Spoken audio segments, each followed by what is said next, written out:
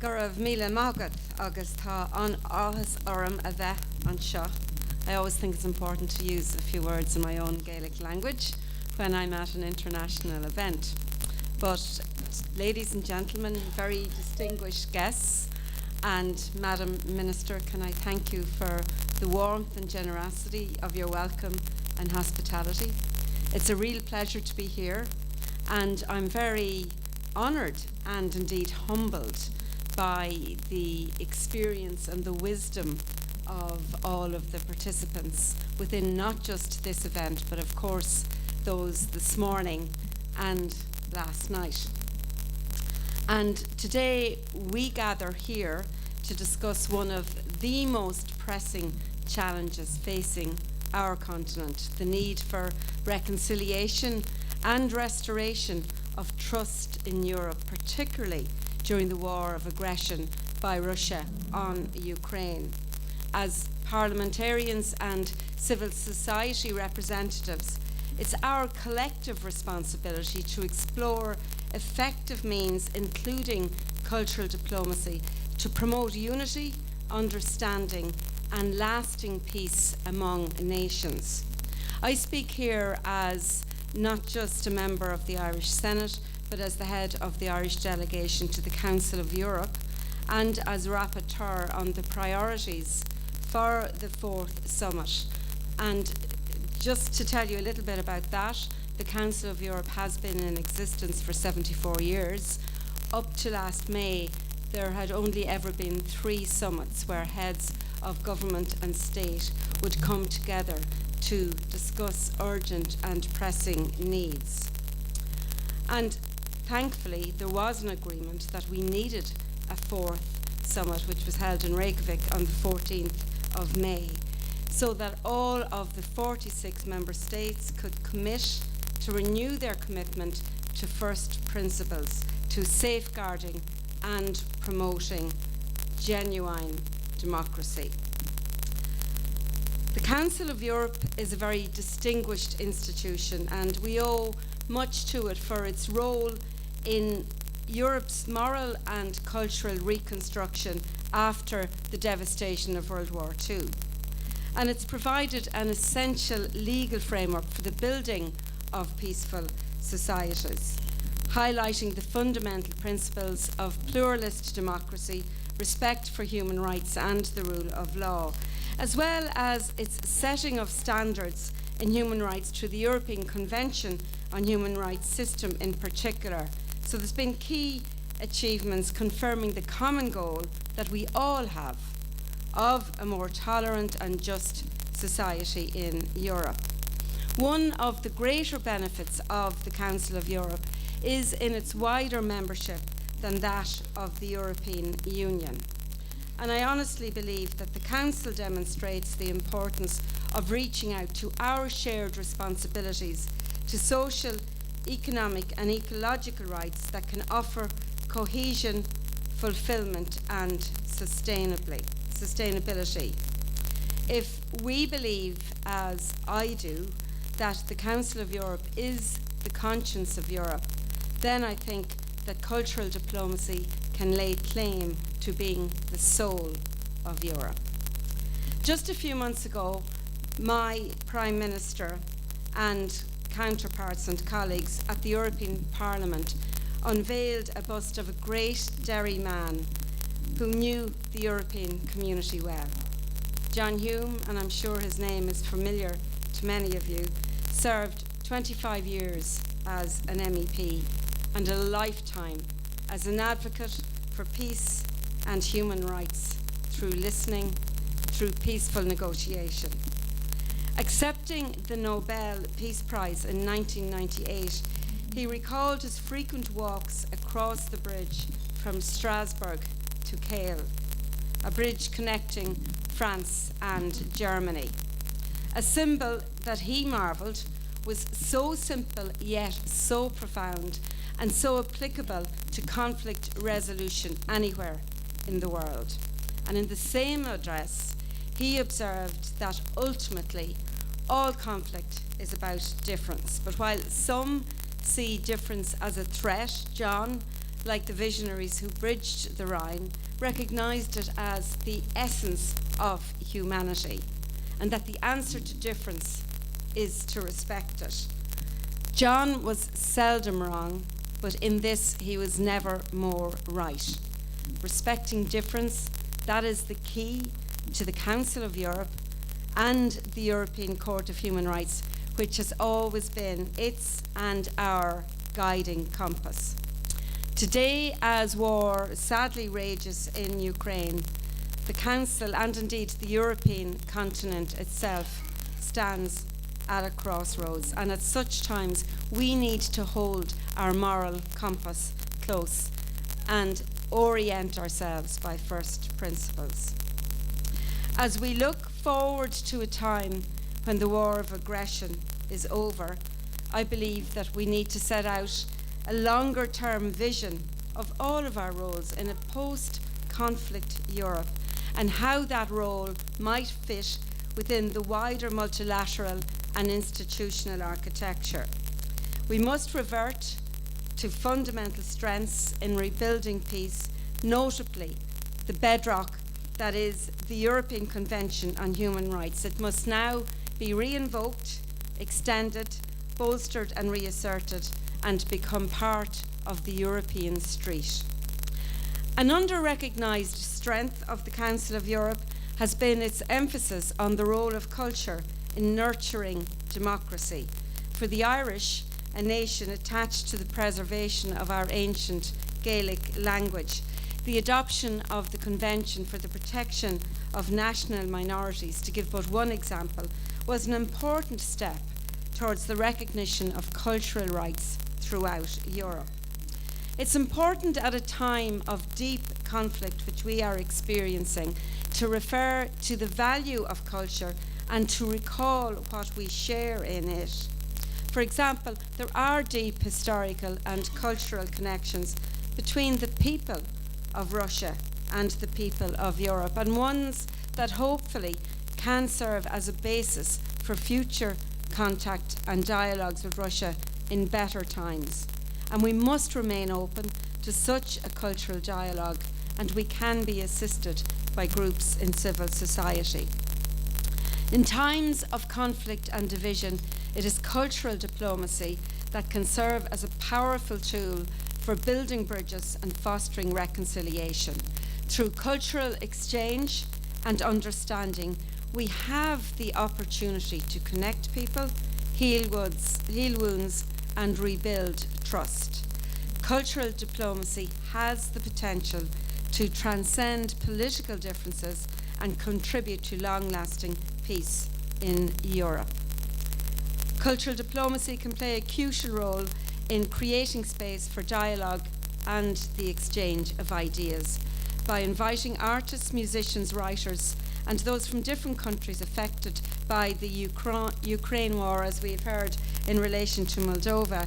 We can provide a platform for open discussions where diverse perspectives can be shared and understood. And this exchange of cultural expressions can promote empathy, challenge stereotypes, and perhaps even inspire new solutions to the conflicts that have plagued our continent. Cultural diplomacy allows us to celebrate the rich diversity of European cultures and promote mutual respect. Cultural festivals, exhibitions and performances can serve as catalysts to restore a sense of unity among nations that have been divided.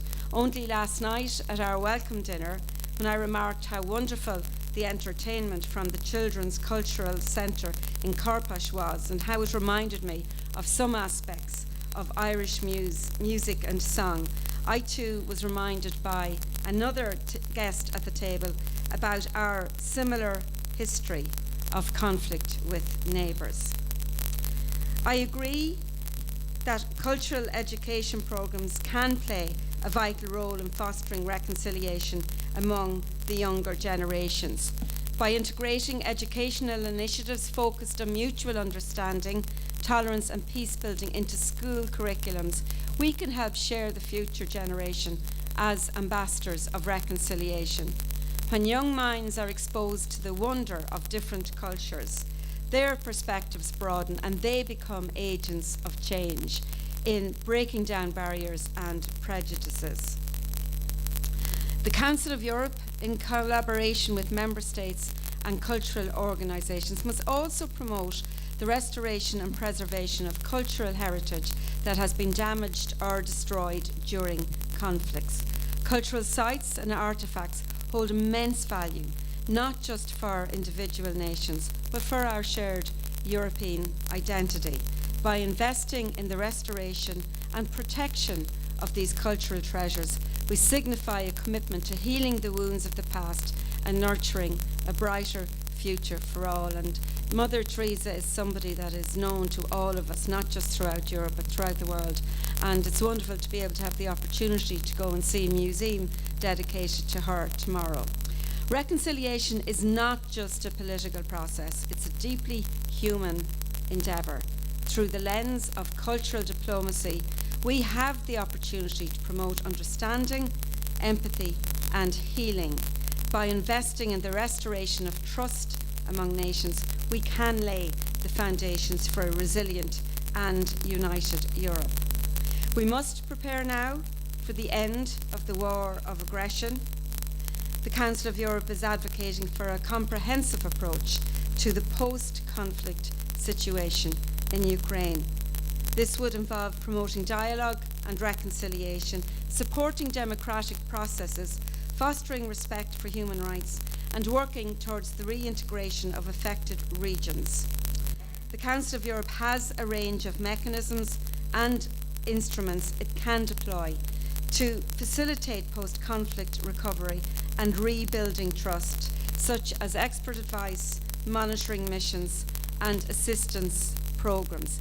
Safeguarding and promoting democracy in Europe must be important to all of us. I believe that democracy is not just a system of governance, it is a fundamental that should be protected and nurtured. It is the fundamental of a society that believes in freedom, human rights, and the pursuit of common good. Europe, with its rich history and diverse cultures, has showcased both moments of triumph and episodes of darkness over the centuries. It has witnessed the rise and the fall of empires, experienced wars that have ravaged nations, and triumph over adversity. In the aftermath of World War II, Europe came to understand that a prosperous and sustainable future could only be secured through democratic principles. And today, as we stand united in this beautiful but ravaged continent, we bear the responsibility of preserving the democratic values that our predecessors fought so hard to secure. However, we must also confront the challenges that face us, guaranteeing a genuine democracy for all European citizens. One of these challenges, which Mark mentioned this morning, is the erosion of trust between citizens and their elected representatives. Distrust breeds scepticism, and scepticism undermines the democratic process. As leaders, we must make it our mission to rebuild this trust by being open, transparent, and accountable to those that we serve.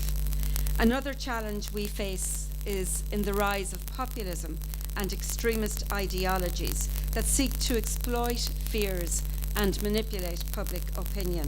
To counter these divisive forces, we must strengthen the pillars of democracy by promoting education, critical thinking, and intercultural dialogue. Only through knowledge can we combat ignorance and fake news and build bridges between communities. Moreover, we must also address the issue of media manipulation and disinformation. The internet and social media have given us a vast marketplace of ideas, but they've also created an environment where facts can be distorted and truth can be obscured.